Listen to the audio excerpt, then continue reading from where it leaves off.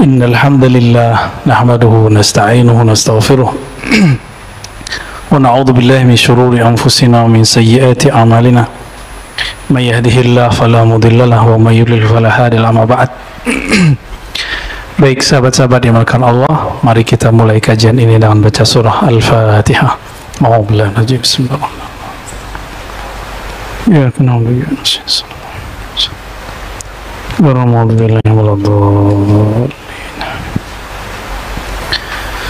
Di depan saya ada kitab judulnya Ar-Risalah Al-Qushairiyah, yang berarti risalah atau pesan-pesan dari Imam Abul Qasim Al-Qushairi,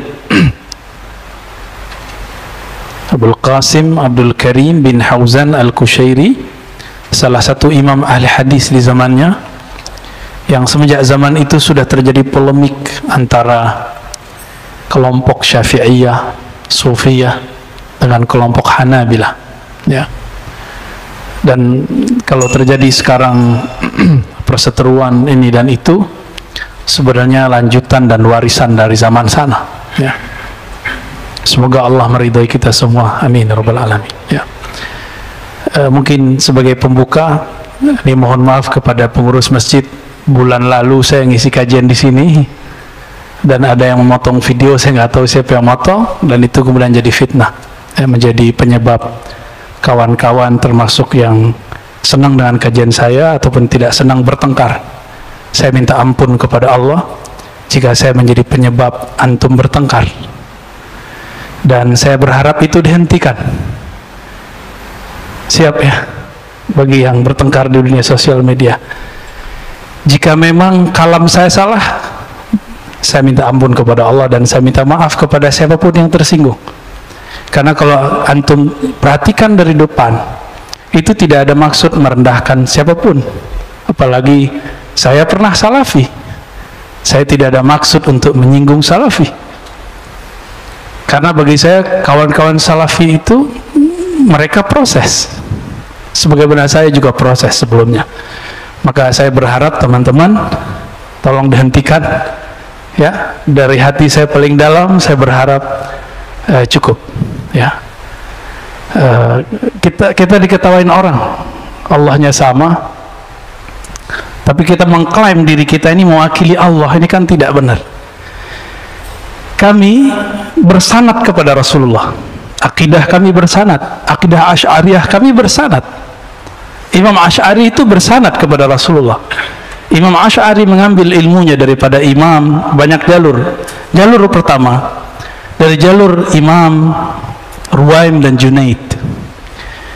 Mereka mengambil dari Imam Sarid Saqti, dari Ma'ruf Al-Kharhi, dari Daud At-Tai, Hubail Ajmi, Hasan Al-Basri, Ali bin Abi Thalib, Sayyidina Nabi sallallahu alaihi wasallam. Ini jalur spiritual. Imam Asy'ari juga punya jalur Ahlus Sunnah secara fikrah dan ilmu hadis, yaitu dari Imam Zakaria As-Saji. Beliau ngambil dari Imam Muzani, Imam Al-Qarabisi, begitu juga Imam Ahmad. Maka beliau mewarisi ilmu ilal. Ini ilmu yang sukar, hanya beberapa ahli hadis yang sanggup memahami bab ini. Zakaria As-Saji belum ngambil dari tadi beberapa orang tadi, dan mereka ngambil dari Imam Syafi'i. Imam Syafi'i ngambil dari Malik dari Ibnu Umar, dari Nafi', dari Ibnu Umar, dari Nabi. Tapi saya tidak pernah mengatakan akidah Asy'ari itu betul-betul mewakili akidah Rasulullah. Maka siapa yang mengkritik Asy'ari itu kritik ilmiah, bukan mengkritik Rasulullah sallallahu alaihi wasallam. Jika ada yang mengkritisi penampilan saya ini, bukan berarti mengkritisi Rasul sallallahu alaihi wasallam. Jika suatu saat saya berserban, nanti serban saya diejek orang, bukan berarti dia ngejek Rasulullah, dia ngejek saya. Jika saya berjenggot, lalu jenggot saya diejek orang, jenggot kambing lu gitu ya, bukan berarti orang itu ngejek Rasul. Sepakat? Tapi hari ini kawan-kawan kita karena mungkin terlalu semangat, ya kita maafkan juga, ya. Maka saya berharap baik teman-teman yang senang dengan kajian Ahlus Sunnah yang saya riwayatkan ini, ataupun yang tidak senang, tolong tahan diri, fa'fu, beri maaf, lapangkan, ya. Ngapain kita kemudian merusak diri kita dengan perasaan yang tidak baik. Dan teman-teman, dari hati yang paling dalam, kalau beragama itu bersihkan, jinakkan sifat sibaiyah. Sibaiyah ini yang dikatakan di dalam Al-Quran, mereka itu seperti kalb, anjing. Ada lagi ulaika kal an'am, mereka seperti binatang ternak. Ini harus dijinakkan ketika kita beragama, sehingga kita tidak salah guna, nggak salah guna, ya. Nah, saya melihat antum yang senang kajian saya pun kok ada yang emosi gitu, ya. Padahal kita berpesan, tolong jangan emosi. Kalau saya jadi asbab, maka saya minta ampun kepada Allah. Masa antum nggak minta ampun juga kepada Allah, ya? Baik, sepakat ya. Ya, kalau ini bergulir terus, oke, nggak masalah. Kita juga nggak takut mati kok. Ya. Siapa yang takut mati? Cuma kan lucu, sesama muslim saling membunuh. Ya, di dalam darah saya tidak ada urat rasa takut sama sekali untuk kematian, karena bagi saya itu pintu ketemu Allah, pintu ketemu Rasulullah Sallallahu Alaihi Wasallam. Jadi jangan coba-coba ancam saya dengan kata bunuh. Kita nggak takut, ya. Para orang-orang yang kenal Allah nggak takut mati, Pak. Kecuali antum nggak kenal Allah Subhanahu wa Ta'ala, ya. Tapi matinya yang terhormat kayak, ya. Masa mati urusan beda faham, lucu, ya. Beragama jangan lucu, beragama itu yang benar. Cukup dunia yang lucu. Dunia itu la'ibun walahun, senda gurau, ya lucu-lucuan kalau dunia. Baik. Maka saya tidak mau mengkultuskan apa yang saya ajarkan. Maka siapapun antum yang kritik saya, bukan kritik Allah dan Rasul, itu kritik pemahaman kita dalam memahami riwayat-riwayat ulama ahlus sunnah, ya. Antum ada yang marah nggak disebut tasbihnya seperti Yahudi? Ada yang marah nggak? Ada yang marah nggak? Mereka bilang kok tasbih ente kayak Buddha dan Yahudi, itu dikatakan dalam buku-buku zikir mereka. Kita biasa aja tuh, ya. Tapi kenapa tersinggung? Ya mungkin karena potongan itu. Maka yang memotong minta ampun juga lah kepada Allah, ya. Dalam hal ini saya berharap, ya, kita beragama ad-din itu, ya, samhah al-hanifiyah. Beragama itu luas, beragama itu santai, beragama itu tidak ngotot-ngototan. Jangan dikit-dikit ngancem mau apa. Kalau antum merasa benar, ayo kita diskusi. Pintu kita terbuka untuk diskusi. Jangan coba-coba mancing hal-hal jihadis, ya. Kita nggak takut mati kok. Tapi untuk apa? Ya, lucu nanti kalau muslim membunuh sesama muslim. Kita tidak mau mengulang kembali kisah Khawarij berbunuh-bunuhan dengan atba' Sayyidina Ali. Kita nggak mau mengulang itu. Sepakat ya? Jadi nggak usah emosi juga kalau ada orang, karena saya tidak butuh dibela, ya. Intan surullah yang surkum, bela cukup Allah. Allah pun butuh dibela enggak. Belalah Allah dalam dirimu, maka Allah akan membelamu. Allah nggak butuh dibela. Allah itu ghaniyun 'anil alamin. Allah itu tidak butuh alam semesta. Kita ini bagian dari alam. Maka perjuangan kita itu bukan untuk membela eksistensi Allah, untuk membela sisi peran atau pengenalan kita terhadap Allah dalam diri kita. Itu maknanya, ya. Intan surullah yang surkum. Baik, sudah selesai. Kayaknya jantungnya berdebar-debar nih. Allahumma salli wa sallim wa barik ala nabiyyina Muhammad. Allahumma salli wa sallim. Ahadullah. Al-Fatihah. Bismillahirrahmanirrahim. Alhamdulillahirabbil alamin. Arrahmanirrahim. Maliki yaumiddin. Ya Rabbi ya Nasir. Shiratal ladzina an'amta 'alaihim ghairil maghdubi 'alaihim waladdallin. Kita masuk bab al-khalwah wal 'uzlah. Bab menyepi, berdiam diri, ya. Bersunyi-sunyi itu khalwah. Wal 'uzlah menyepi. Nah, jangan kebalik. Khalwat sudah jadi bahasa Indonesia, berkhalwat, mojok. Ini beda. Berkhalwat di sini, berkhalwat untuk Allah Subhanahu wa Ta'ala. Uzlah menjauhkan diri dari manusia. Dua hal yang berbeda. Khalwat bisa dalam keramaian, tapi uzlah mesti dalam kesunyian, kesepian, tidak ada orang. Ini beda khalwat dan uzlah, ya. Di sini ada hadis yang sangat panjang. Kata Nabi SAW, maknanya sesuai dengan beberapa hadis di Sahih Muslim. Inna min khairi ma'aishin nas kullihim rajulan akhizan bi'anani farasih fi sabilillah. Orang yang terbaik itu adalah orang-orang yang mempunyai kendaraan lalu dia bawa fi sabilillah. Kemudian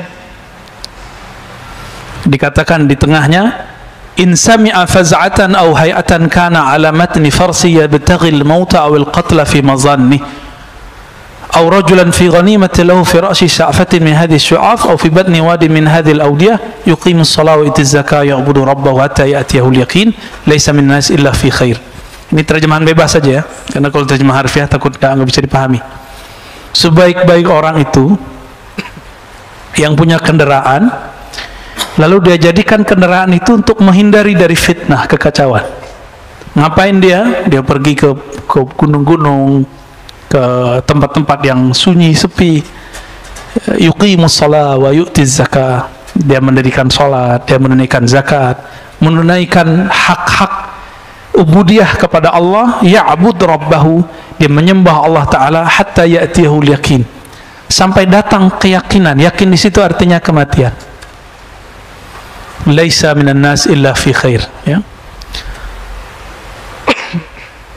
Tidak ada pada manusia kecuali cerita kebaikan tentang dirinya. Qala al-ustaz, berkata imam pengarang kitab ini, al-khalwah sifatu ahli safwah. Khalwat itu bersunyi-sunyi meskipun dalam keadaan ramai, itu sifat dari orang yang kalbunya bening, ahlus safwah. Maka bisa kita bersunyi dalam diri meskipun dalam keramaian, membuang selain Allah, tapi kita lagi sedang bersama selain Allah. Antum bekerja tapi niatnya karena Allah. Antum sedang berkeramaian, macet. Coba kalau pikirannya juga macet, gawat nggak? Dibel orang dikit langsung nyolot. Ini ciri-ciri pikirannya belum berkhalwat. Maka bisa berkhalwat, mensunyikan diri dalam keramaian. Itu dia. Wal uzlah min amarati ahli al-wuslah. Adapun uzlah, menjauhkan diri dari manusia, ini adalah salah satu tanda-tanda dari orang-orang yang wusul kepada Allah Subhanahu wa ta'ala, orang-orang yang sampai kepada Allah. Kapan uzlah dan khalwat ini dipakai? Imam Kushairi mengatakan, labudda lil murid fi ibtidai sulukihi aw halihi. Murid itu di awal dia belajar mengenal Allah, ini bukan belajar sekedar belajar biasa. Bahkan mungkin sama ya, semua ilmu barangkali. Seorang murid jika ilmunya ingin mantap, maka dia harus terbebas dari semua gangguan. Sepakat nggak? Maka orang yang terlalu semangat, dia kuliah misalnya 2 sekaligus, biasanya mateng nggak? Nanggung di sini, nanggung di sana, walaupun dapat double degree. Biasanya begitu. Kecuali orang-orang yang dirahmati Allah. Ya. Atau misalnya, mohon maaf, antum menikah sambari kuliah, maksimal nggak kuliahnya? Atau menikah sembari nyantri, itu kiainya kira-kira bilang apa? Pulang aja tong, urus binimu gitu. Kira-kira seperti itu. Berat masalah ini. Itu sebabnya Syekh Yasin Al-Fadani, ulama kita tapi lahir di Mekah, Mbah Maimun Zubair itu murid beliau. Syekh Abdul Hamid Ad-Dari di Jakarta Selatan itu murid beliau. Syekh Abdul Razak, Kiai Abdul Razak di Kudingan Mampang itu murid beliau. Ada banyak sekali ya, sangat-sangat banyak. Kalau disebut satu-satu murid beliau itu banyak sekali. Nama gurunya yang tertulis 400, tapi nama muridnya saya nggak bisa hitung berapa ya, 400 ribuan kali ya, wallahu alam. Sangat-sangat banyak ya. Saya berguru kepada murid beliau, Abu ya Syekh Kiai Haji Ahmad Marwazi. Sekedar setoran baca kitab, dapat ijazah, seakan-akan beliau membaca di depan gurunya, kita mengulang kisah itu kembali. Seperti dulu Imam Bukhari membaca hadis di depan Imam Ahmad, Imam Ishaq, Imam Humaidi. Nah, kita mencoba merawat itu, karena bagi kita mengikuti ulama terdahulu salafus saleh dengan cara menghidupkan tradisi itu. Bukan sekedar ngomong hadis ini Sahih Bukhari, enggak cukup. Itu namanya takhrij hadis. Tapi dengan membaca depan guru, ya. Dulu kita pernah mau buat itu di sini, tapi belum kesampaian ya. Buat kajian Sahih Bukhari, masing-masing antum punya walaupun PDF ya. Pelit ya. Pulsa beli terus, rokok beli terus. Tapi giliran kitab Sahih Bukhari nggak punya di rumah. Nggak murid saya kalau nggak punya Sahih Bukhari di rumahnya. Beli Sahih Bukhari walaupun ringkasan. Minimal PDF. Ya, minimal aplikasi. Punya lah ya. Masa nggak punya? Katanya ikut Ahlus Sunnah ya. Biar setiap hari kita terprogram membaca hadis Nabi sallallahu alaihi wasallam. Malu ke Imam Bukhari. Imam Bukhari itu ngejar satu hadis bisa 5 bulan. 1400-an kilometer. Nanti antum nggak perlu nyari, kita anterin hadisnya. Kita anterin ke masjid-masjid. Karena sekarang marhalahnya marhalah dakwah, sedangkan marhalah beliau itu marhalatur riwayah. Belum meriwayat. Maka harus dicari marahnya original, yang valid, yang sahih. Sekarang kita tinggal menikmati supaya pemahaman kita valid, aman, tidak dimasuki oleh hawa nafsu. Maka kita riwayatkan pemahaman itu dari guru kita. Itu disebut dengan sanad ijazah. Maka zaman ini bukan sunnat bersanad, wajib. Karena banyak orang mengklaim hari ini ahlu sunnah, tapi sanadnya tidak jelas. Belum lama ini dari luar negeri ada sahabat kita ngirim, Ustadz, ini ada teman saya, dia membid'ahkan akidah Asy'ariyah, membid'ahkan bermazhab, membid'ahkan tasawuf, lalu kemudian menyebutkan sanadnya. Dikirimlah sanadnya. Ternyata sanadnya kepada ulama, ada di Timur Tengah sana, Al-Utsaimin ngambil dari gurunya ngambil dari Umar Hamdan. Umar Hamdan siapa? Umar Hamdan seorang mursyid tarekat Sufiyah. Dia berakidah Asy'ariyah, bermazhab Maliki. Sampai ke atas semuanya orang ahlu sunnah wal jamaah. Jadi semua aliran apapun hari ini, sanadnya pasti nyambung kepada imam-imam yang 3 kategori itu yang kita sudah sering ulang-ulang. Siapa ahlu sunnah? Berakidah Asy'ariyah, ahlu sunnah wal jamaah atau Maturidiyah, bermazhab yang 4, bertasawuf yang bersanad sahih. Kita ulang-ulang biar jadi hafal ya.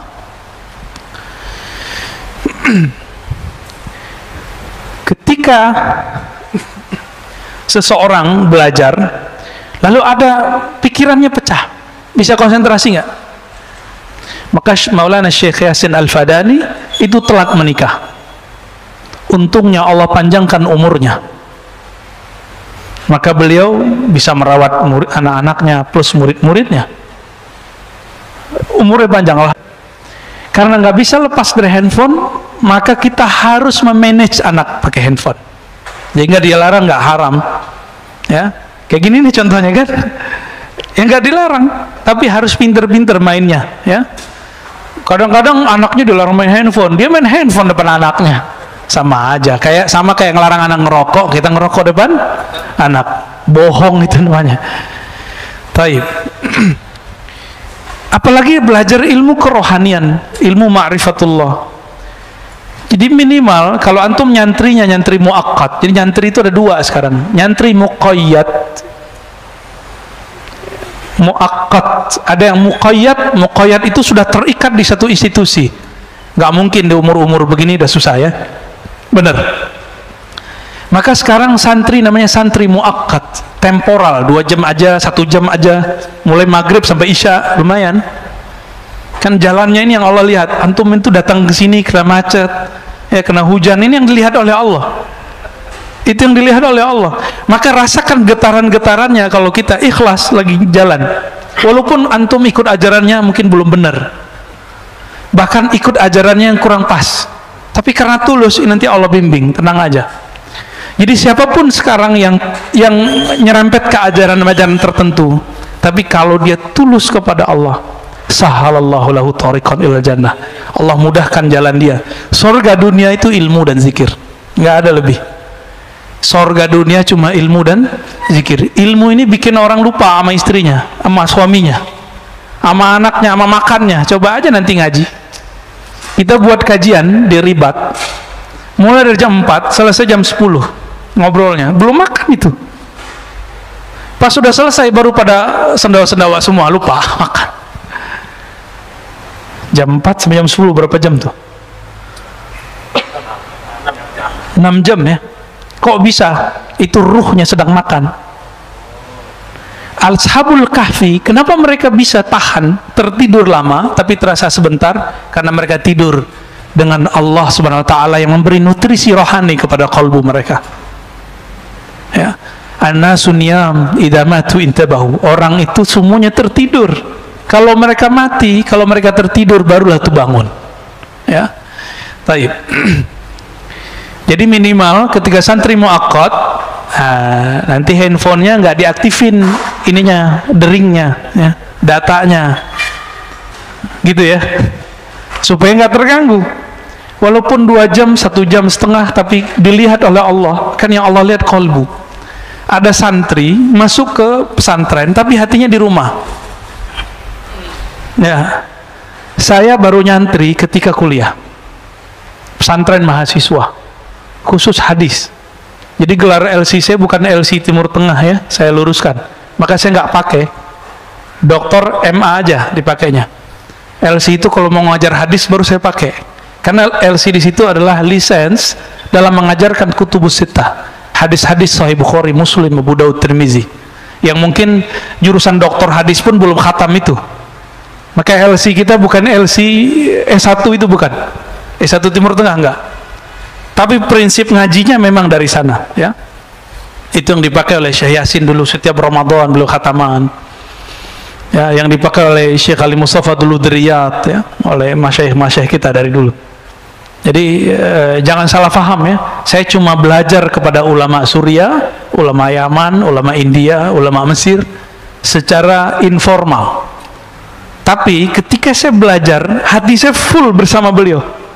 Maka setiap gerak-gerik beliau itu selama dari 2006, 2007, 2008, itu saya nggak bisa menghilangkan dari memori pikiran ini. Jelas gitu, kayak slow motionnya kelihatan. Maka apapun yang beliau ajarkan itu nggak bisa saya lupakan. Kuncinya satu, mahabbatul ilm wa sahibul ilm. Mencintai ilmu dan orang yang diberikan ilmu. Antum kalau cinta nggak capek-capek ngapal, ingat saja orangnya, semua ilmunya ingat. Itulah ilmunya para sahabat, itulah ilmunya Imam Bukhari. Imam Bukhari itu nggak susah-susah ngapal, dia cukup ingat, dia cinta gurunya langsung dihafal semua. Kalau kita gimana? Susah mencintai guru ya, bukan cinta nafsi ya, bukan. Ini cinta ruhiyah, cinta secara rohani. Baik. Ketika seseorang ingin membersihkan dirinya dari selain Allah, maka yang harus dilakukan di awal kali adalah uzlah. Tapi uzlah di zaman ini susah nggak? Susah ya, paling antum harus ke Sumatera dulu, suluk tarekat, atau ke Yai Syakur di Indramayu ya. Udah ribet hari ini mencari tempat suluk, tempat beruzlah, sudah susah. Maka yang bisa kita lakukan terutama di keramaian kota sekarang adalah al-khalwah, berkhalwat. Jadi tolong setiap hari, setiap malam menyempatkan waktu bersama Allah sebelum subuh atau sebelum tidur, hatta walau rubu' sa'ah ya, walaupun cuma 1/4 jam, kalau bisa setengah jam, kalau bisa 1 jam. Ngapain? Ya zikir. Quran, zikir, Quran, zikir, Quran, zikir, sholat. Udah gitu aja, nggak ngapain lagi. Kita sudah tersita lama dengan handphone. Katanya anti Cina, tapi handphonenya Cina, ya. Anti Amerika, handphonenya Apple. Jadi ternyata bukan itu masalah kita. Masalah kita, kolbunya anti selain Allah atau tidak. Itu masalah kita. Mau di tangannya Apple atau Oppo. Oppo bahasa Jawa kali ya. Tapi hati-hati teman-teman. Ketika orang berkhalwat dan beruzlah. Jadi saya nggak mau gaul lah sama orang. Nah, itu namanya beruzlah juga. Ada orang beruzlah, tapi dia merasakan orang itu jahat, saya baik, saya harus menjauh darinya. Orang seperti ini disebut dengan mutakabbirun. Ini orang uzlah, tapi dalam dirinya itu setan. Setan uzlah, jadinya begitu. Semakin nambah ilmu di dalam dirinya, yang bertambah sombongnya. Bertambah zikirnya, bertambah sombongnya. Maka nanti dia akan ngomong orang, ente zikirnya berapa? Gua zikir berapa? Saktian mana kita? Nanti ngomongnya gitu, Pak. Adu-adu makrifat kita. Emang makrifat apaan sih? Kok bisa diadu-adu? Makrifat nggak bisa diadu, Pak. Yang bisa diadu nih, ini bisa diadu nih. Ya, isi otak bisa diadu. Yakin bisa diadu, makrifat nggak bisa diadu, karena langsung makrifat itu yang disebut al-haq. Jadi kalau antum baca Al-Quran, al-haqqu min rabbika fala takunanna minal mumtarin. Al-haq dari Allah itu makrifat artinya. Pengetahuan yang pasti itu hanya dari Allah. Maka jangan pernah ragu. Dan itu pintunya cuma satu. Al-bab al-Muhammadi, yaitu pintu Rasulullah sallallahu alaihi wasallam. Maka yang tidak melewati jalur kenabian tidak akan sampai kepada al-ma'rifah.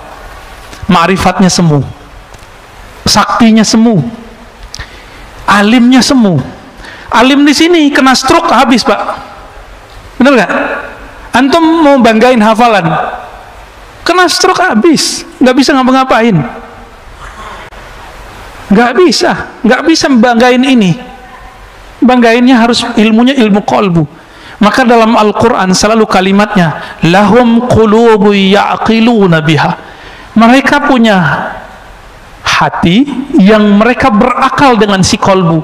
Jadi jangan hanya berakal dengan ini, dengan kecerdasan intelektual. Kita harus berpikir, berakal, sumbernya, resource-nya adalah qalbu. Ya. Kalau saya mau pakai akal-akalan, Pak, saya mungkin debat tiap hari. Ya, tapi apa untungnya debat? Kalau kita menang, emang orang ikut kita? Kan enggak. Enggak bakal, ya. Orang kalau kalah debat, egonya yang main. Ah, gengsi ya, gitu. Itu yang terjadi. Nauzubillah min dzalik. Jadi kita pun kalau menghindari satu komunitas, bukan karena komunitas itu kita anggap akan menyakiti atau akan merusak diri. Tapi kita mengatakan, jika aku masuk suatu komunitas ini, mungkin akulah penyebab mereka rusak. Ini baru orang mutawadhi, baru uzlahnya benar. Jadi uzlah zaman now adalah tidak masuk ke dalam komunitas yang membuat kita terpapar dunia, membuat kita melenceng dari akhirat, melenceng dari Allah Subhanahu wa ta'ala. Nah, ketika kita menjauhi komunitas begitu, bukan kita menuduh mereka, tapi kita menuduh diri sendiri. Kalau aku ada di sana, mungkin akulah penyebab mereka cinta dunia. Ini bedanya, ya. Maka hati-hati, ini banyak setan itu bisa masuk, Pak, ke dalam diri para pengamal tarekat. Bisa masuk kepada dokter, profesor, bisa masuk ke ustadz, bisa masuk ke siapa aja. Kalau nggak begitu, mana mungkin Sayyidina Adam bisa tertipu? Nabi Adam, Nabi kita, kakek kita semua. Maka ini keturunan Nabi semua kan? Cuma Nabi Adam, bukan Nabi Muhammad. Karena kita semua ini keturunan Nabi Adam, kesalahan itu akan berulang. Syaitan itu selalu berbicara pelan. Syaitan itu selalu berbicara tulus. Dia jual ketulusan. Dan dia jual keilmuan. Maka syaitan akan menjual keyakinan. Karena dia pernah mengalami ujian keyakinan ribuan tahun beribadah di langit dan di bumi, sehingga Allah angkat dia setara dengan malaikat. Fasjudu li Adama, ujiannya diuji sujud ke Adam, dia nggak mau. Kenapa? Di kolbunya ada kesombongan yang menyala-nyala. Ini dalam diri kita ada kesombongan nggak menyala-nyala? Kalau ada orang sedikit senggol kita, kita marah. Ya, kita mau bunuh orang itu, Pak, jadinya. Tapi kalau kita merasa bukan siapa-siapa, jika ada orang mau nyerang kita, ya kita maafin. Mungkin dia salah faham. Ya, Rasulullah SAW melakukan itu berkali-kali. Ya, dicaci maki segala macam, bahkan dibentak. Ya.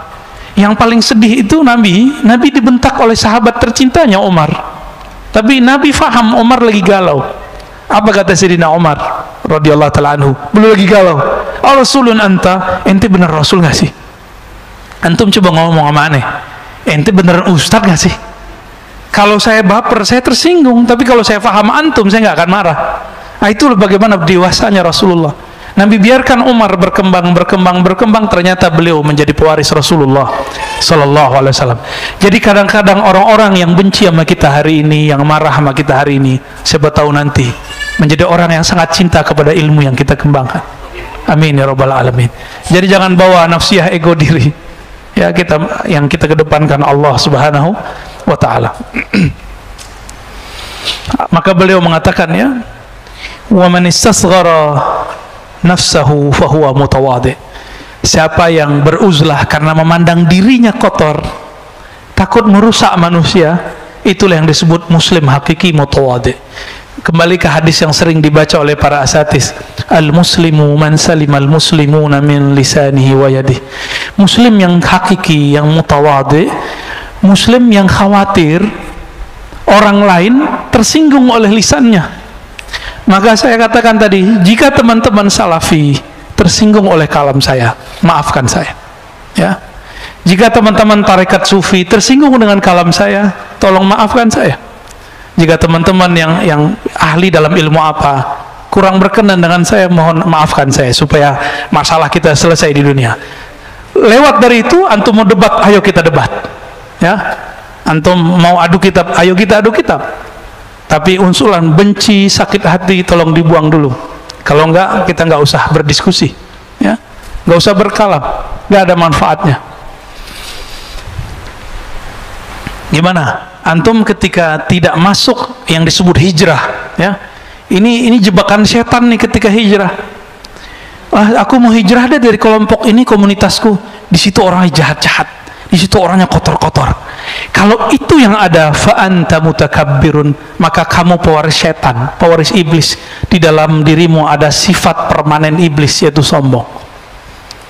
Jadi kepada teman-teman saya yang sedang merasakan dirinya hijrah, jangan berpikir bahwa orang-orang yang kita tinggalkan itu orang-orang jahat. Kita katakan, mungkin akulah penyebab mereka jahat. Dari mana ilmu ini? Dari Sayyidina Adam. Siapa lagi kita berguru kalau ke Al-Quran? Apa kata Sayyidina Adam ketika beliau berhasil dijebak oleh iblis? Apa kata Nabi Adam? Ya Allah, iblis yang disalahkan. Begitu enggak? Hah? Emang begitu? Enggak. Apa katanya? Rabbana zalamna. Ya Rabb, aku yang salah, kami yang salah. Ini ilmu Nabi Adam, Pak. Mau dapat ilmu Nabi Adam? Kalau ada masalah, dia nggak nyalain orang, dia nyalain diri sendiri. Ketika ada masalah, nggak childish. Jadi dua aja di dunia, childish dan sombong. Ini karakter orang yang suka nyalahin orang. Kalau di dunia kerja, satu tim nggak mau salah, dia salahin tim yang lain atau temannya. Maaf bos, ini bukan karena saya, tapi karena si Anu nih, lupa nih. Nggak mau mengaku kesalahan. Kalau dalam dunia keilmuan, kiber. Kalau tadi childish, sombong. Ya, orang sombong nggak mau ngaku kalah dan nggak mau ngaku salah. Ngaku kalah dan salah ini dua hal yang berbeda, dan itu paling berat. Ya, paling berat. Jadi antum kalau diajak berantem orang ngaku kalah aja. Masih ingat cerita anak Nabi Adam? Ini turun. Jadi sifat Nabi Adam ketika turun ke anaknya, Habil dan Qabil. Siapa yang mengaku kalah? Habil. Apa kata Habil? Jika memang nyawaku membuat engkau bahagia, ambil. Ada nggak antum yang begitu? Atau di dalam diri kita masih ada yang kebuasan? Buas. Saya rasa ini yang perlu dijinakkan. Ya. Coba jinakkan dulu itu. Maka di dalam kitab ini, ketika kita mau beruzlah, mau hijrah, mau latihan mengenal diri, mengenal Allah, maka kita bukan mau belajar jadi orang suci, kita sedang belajar menjinakkan sifat-sifat buas yang ada dalam diri kita. Sifat sibaiyah, yang suka nyolot mulu, ya. Bener ya? Ini asu aja tapi kok nyolot. Ini nggak asu aja ini, coba. Aneh nggak senam antum itu kalau membalasin orang-orang itu kemudian berkata kasar. Kul khairan auliyasmut, katakan khairan. Khairan itu beda dengan hasanan. Khairan itu pilihan kata yang baik. Kalau hasan itu mungkin baik aja, indah aja. Tapi khairan, tidak semua yang indah menurut kita indah menurut orang. Mungkin saya kurang khairan sehingga antum bertengkar, ya, sehingga di sosmed terjadi begitu, ya. Maka atubu ilallah. Jadi malam tadi saya zikir, ya Latif, ya Latif, ya Latif, ya Latif, ya Latif, ya Allah yang Maha Latif. Ini saya berjuang untuk mengeksiskan ajaran engkau, atau saya mengeksiskan saya, mazhab saya, manhaj saya. Disitulah Al-Latif, Allah kemudian melembutkan hati. Alhamdulillah, ternyata memang benar, setiap kali orang menyebut nama Allah, Allah akan memasukkan nur ke dalam kolbunya, bertahap, bertahap, bertahap. Dan disitulah Nabi mengatakan istafti qalbak, baru sah, mintalah fatwa ke dalam kolbumu. Jadi kalau sudah dizikirkan kolbu, baru boleh dimintain fatwa, Pak. Kalau belum dizikirkan kolbu, yang di kolbu itu bercampur dengan hawa nafsu, belum bisa dimintain fatwa. Istafti kolbaknya belum berlaku, mintalah fatwa ke dalam kolbumu. Kolbu itu wilayah terdalam kita, yang ketika dia berzikir dia akan mengalah. Gak apa-apalah ngaku kalah, ya. Kalah debat gak apa-apa, saya nggak marahin antum kok, ya. Kalau mau buat forum-forum perdebatan ilmiah, teman kita Ahlus Sunnah banyak yang siap berdebat, ya. Nanti bukan aneh yang maju, ya, aneh nggak pintar debat. Yang pintar debat tuh banyak, ada Buya Asfi, Kiai Ma'ruf Khazin, ya, Habib Geis, itu jago-jago semua tuh. Kalau kita ngaji-ngaji kitab biasa aja, ya. Mau ngaji ayo. Banyak, ya, banyak yang mau debat, karena itu memang jihad mereka di situ. Mereka berjihad di wajadilhum billati hiya ahsan. Berjihadlah dengan cara yang, berjidallah dengan cara yang ahsan. Taib.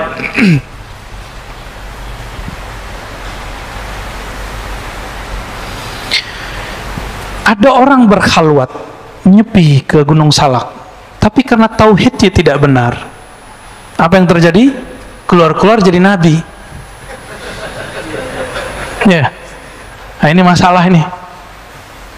Maka kata beliau, wa min adabil uzlah ayuhassila min al-ulum ma yusahhih bihi uqada tauhidih.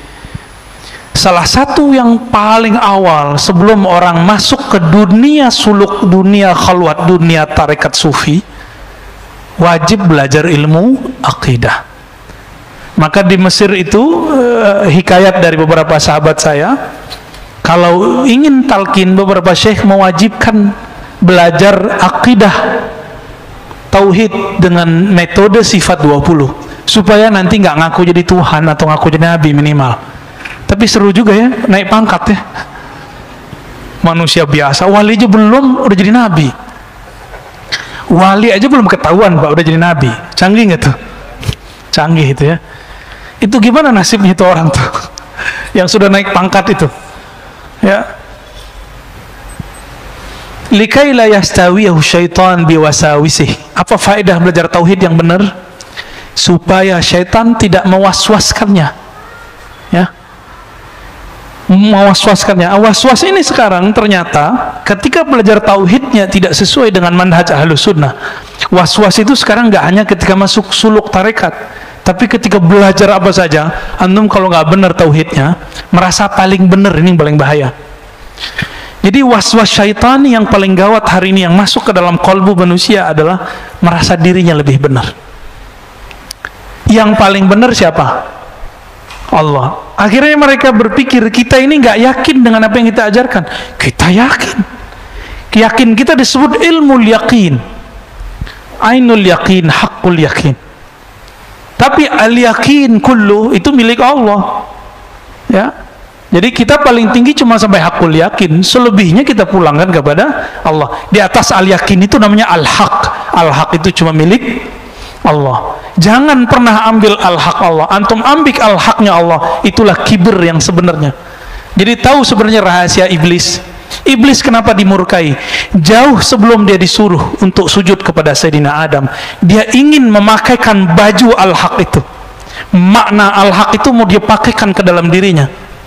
Maka Allah Ta'ala sudah murka kepada iblis, tapi masih Allah sembunyikan, diuji dengan yang zahir. Adanya Sayyidina Adam, ternyata dia masih sombong, dan dia mengatakan ana khairum, aku lebih baik daripadanya, ya.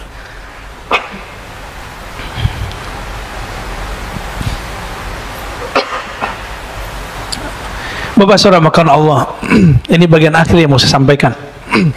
Kalau mau ingin husnul khatimah, mau husnul khatimah nggak? Meninggal husnul khatimah, perbanyak amal dalam keadaan khalwat. Sebelum subuh, sebelum berangkat ke masjid, atau sebelum tidur, atau beramal sunat di rumah, perbanyak amal. Hatta harim kita nggak tahu, hatta anak kita nggak tahu kita lagi zikir apa. Kalau bisa begitu. Kata pasangan kita nggak ngerti berapa jumlah zikir kita. Mungkin dia tahu teknik zikir kita, tapi tidak tahu berapa jumlah zikir kita. Dan jangan pernah keluarkan saya zikir sekian, kecuali antum jadi guru lalu ingin memotivasi murid.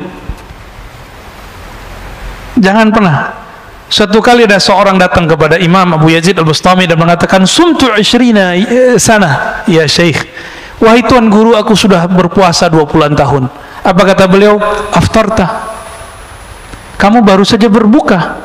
Karena orang selevel dia 20 tahun berpuasa, seharusnya sudah masuk level puasa batin. Puasa ruhani, yaitu tidak memamerkan amalan depan orang. Maka kalau pengajian, ya, nggak usah pasang postingan lagi kajian nih, gitu. Kalau dulu unik, lagi dengerin azan di Masjidil Haram, lagi dengerin azan nih, pakai J lagi ajan di Masjidil Haram. Allahu Akbar. Nggak usah, ya. Bangun tidur malam hari, bangunin teman, bangun dalam hati nggak selamat, biar teman tahu aku udah bangun duluan. Hati-hati. Mainannya setan halus tapi nyata,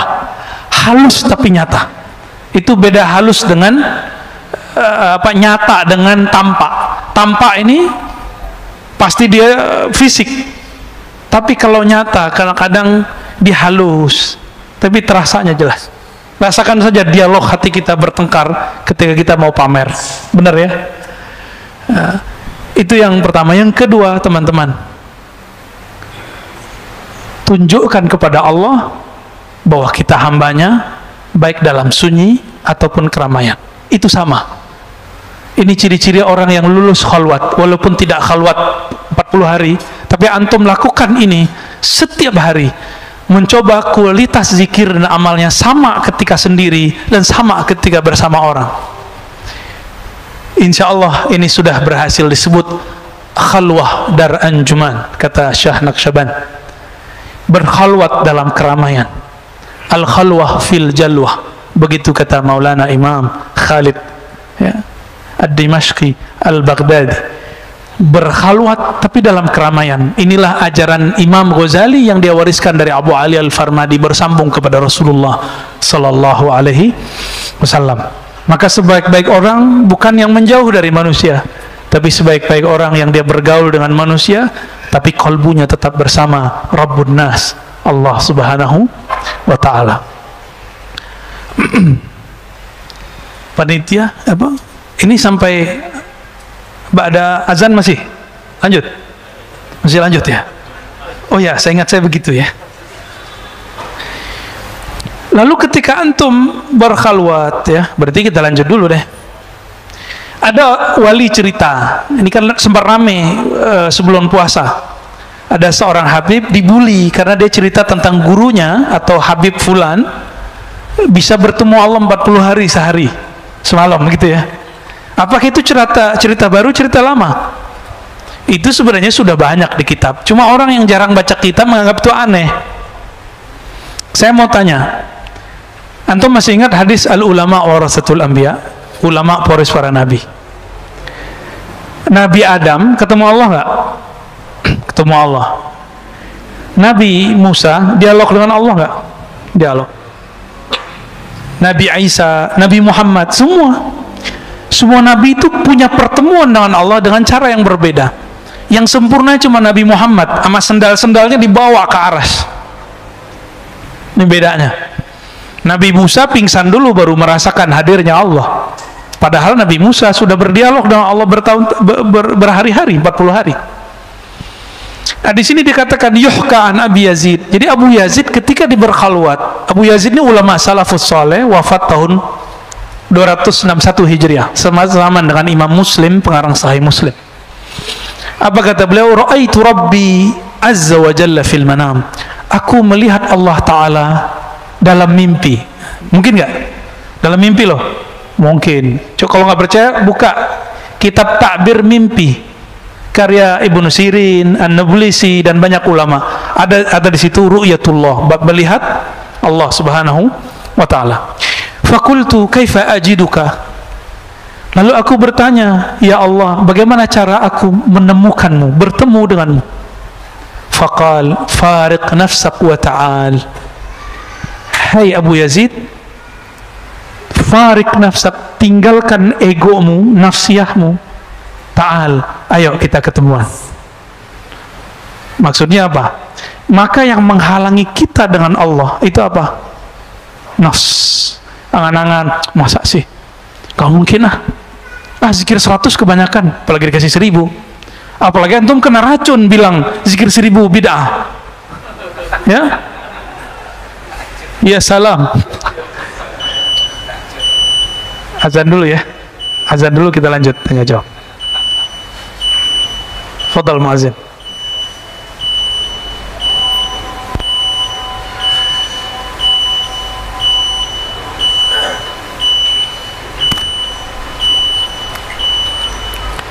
Allahu Akbar, Allahu Akbar,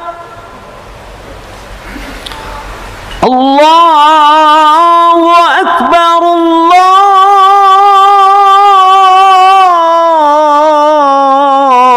Allahu Akbar. Asyhadu an la ilaha illallah.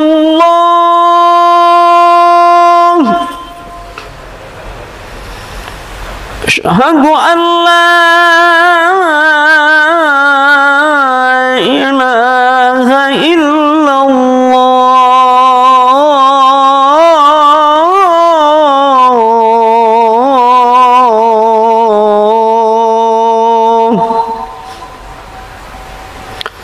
Asyhadu anna Muhammadar Rasulullah.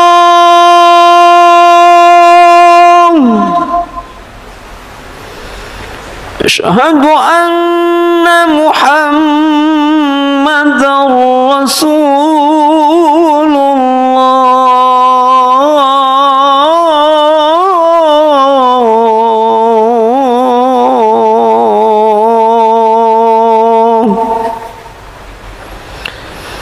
Hayya 'alas shalah.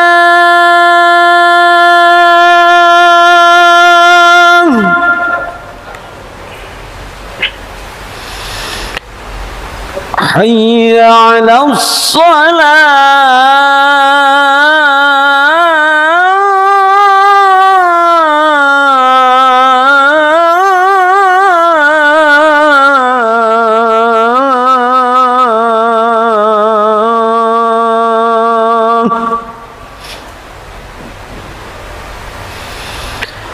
Hayya 'alal falah.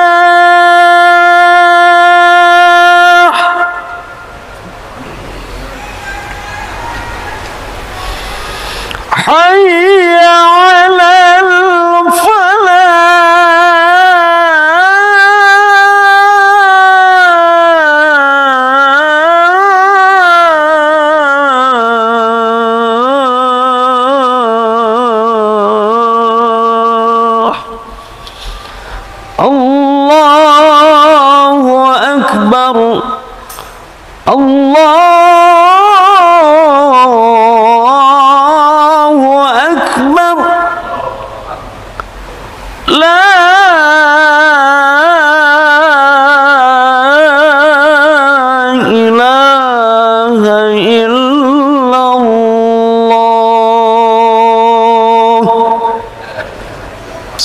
Allahumma rabb hadhihi